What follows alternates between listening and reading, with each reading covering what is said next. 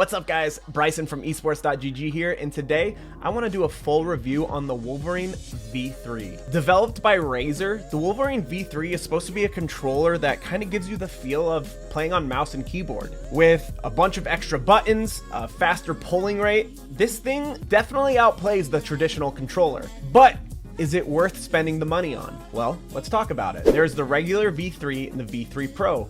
I have the regular V3. For $99, this controller works with your Xbox and your PC, but it must be plugged in. The Razer Wolverine V3 Pro, however, is wireless. That controller is almost $200, but it comes with a case too, and you can play sitting on your couch on your console.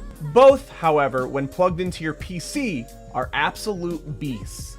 First, let's talk buttons. The Wolverine V3 has your standard amount of buttons, but a lot more. In fact, while also having 4 paddles like traditional competitive controllers, it also has a few other triggers on the back. You have your traditional triggers, but then you also have these 2 extra ones right here. The way this controller is designed is for traditional claw players to be able to have multiple buttons on the back to use, while also being able to still use the paddles. Like a keyboard and mouse, you're able to remap all these buttons to however you like using the Razer software, which works both on Xbox and PC. Now, if you're new to controllers that have back paddles, this might be a little daunting, having all these extra buttons, but with practice, you should be able to become accustomed to the controller. When playing, the buttons feel of high quality, not like something that's gonna break after a few gaming sessions. We've all had that controller where the buttons break or get stuck after pressing too hard too many times.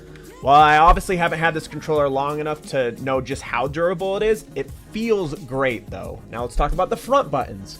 It's your standard controller, your X, Y, A, B, your 2 joysticks, and your D-pad. This is a floating D-pad where it's just a little bit higher up, and it has the 8 ways, so you can also remap extra buttons to it. The floating D-pad is extremely versatile and helps out in a lot of different gaming situations. What I do like that's very different compared to a lot of other controllers, Razer has a new anti-drift technology that's a part of their joysticks. That means when playing, these joysticks automatically help you aim at players' weak spots. But it's not technically aim assist. Either way, the buttons and the grip on this controller do feel right. I have nothing to complain about on that end. So let's talk about accessibility. Obviously, this controller does not work for a PlayStation or a Nintendo Switch, but it does work for the Xbox Series X and S and your PC. One of the most impressive specs of this controller is it can have up to 1,000 pulling rate on a PC. Now on Xbox, it only goes up to 250. However, this gives players an incredibly fast response time when playing on PC. This is a way for the Razer controller to help combat against mouse and keyboard. When playing on PC, to get the best results, make sure you play plugged in. The wireless also comes with a wire, so